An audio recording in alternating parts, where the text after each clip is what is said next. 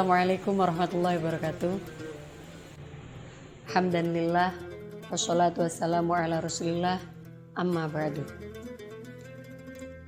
Bismillahirrahmanirrahim. Qala al-mu'allifu rahimahullahu ta'ala wa nafa'ana bihi wa bi ulumihi fid dharain amin. Wa'tasimu bihablillahi jami'a wa la tafarraqu wadhkuru ni'matallahi 'alaikum id kuntum a'da'an fa'alafa baina qulubikum fa asbahtum bi ni'matihi ikhwan. Warga simulan kekiyongono sira kabeh.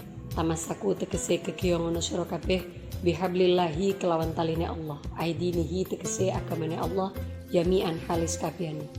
Wala tafarraqu lan ojo pisah-pisah sira kabeh ba'dal islami ing dalem sause Islam. Wadhkuru lan ngelingono sira kabeh nikmatallahi ing oleh paring nikmat Allah.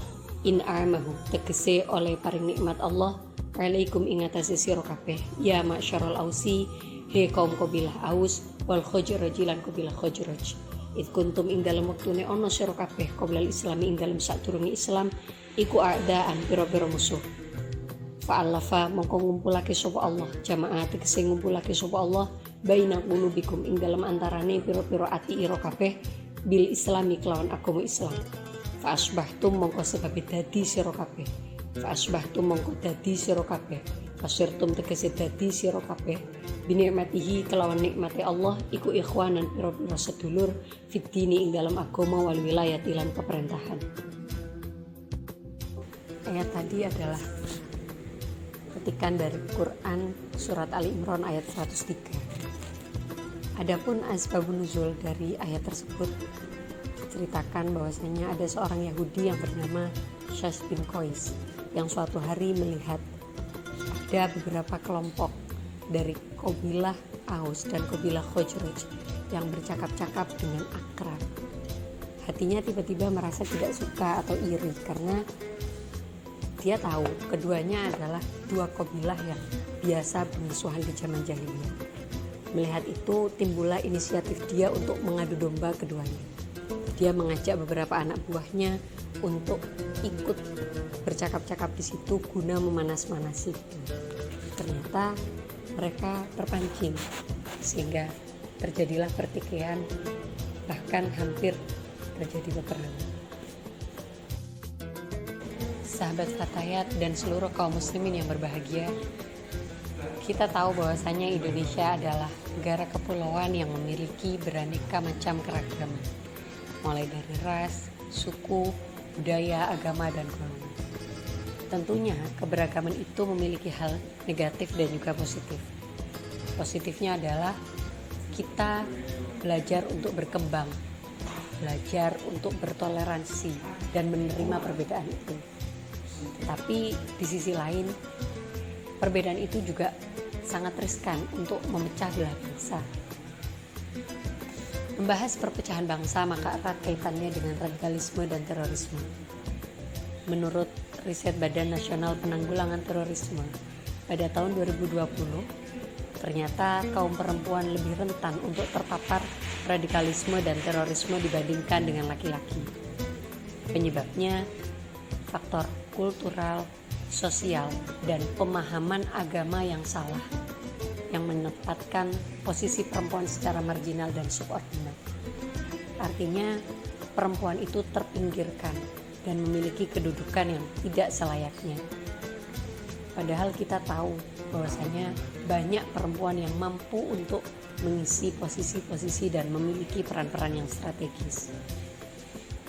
Pengabaian atas peran perempuan itulah yang menyebabkan banyak sekali kaum perempuan yang terjerat atau terayu oleh ajakan-ajakan dari kaum radikalis. Tentunya hal ini bukan hanya menjadi PR bagi kalangan pemerintah saja, tetapi kita, para perempuan, juga harus ikut membantu pemerintah memberantasnya. Karena para perempuan merupakan benteng terdepan dalam mencegah radikalisme dan terorisme dari lini terkecil, yakni keluarga. Sebagaimana sabda Rasul, Madrasatul Ula.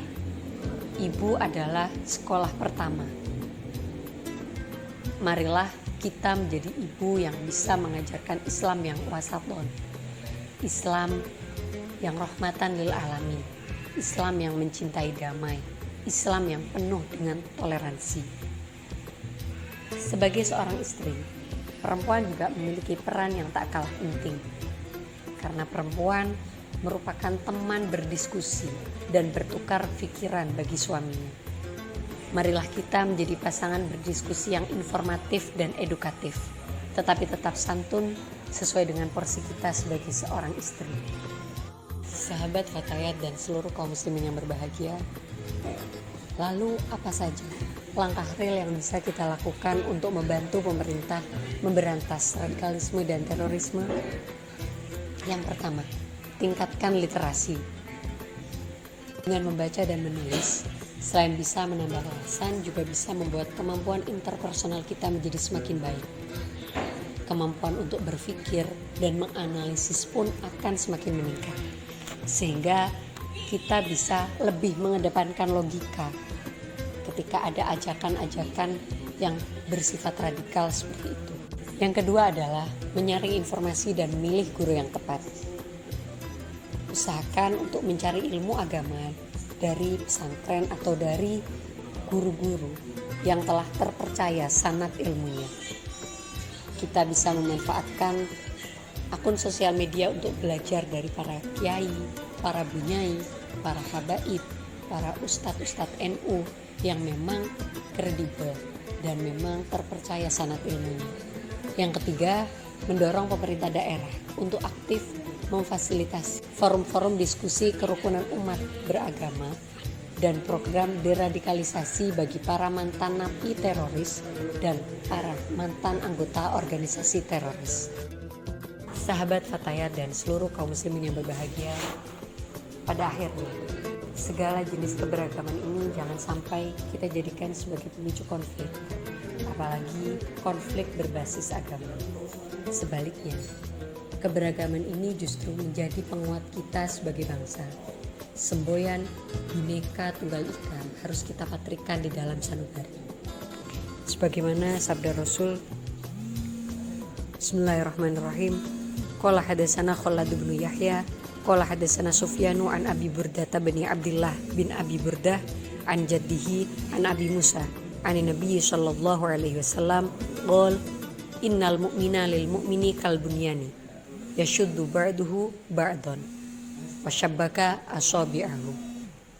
Sesungguhnya seorang muslim dengan muslim yang lain itu laksana sebuah bangunan yang saling menguatkan, dan Nabi memperagakan dengan cara menyilangkan seperti ini.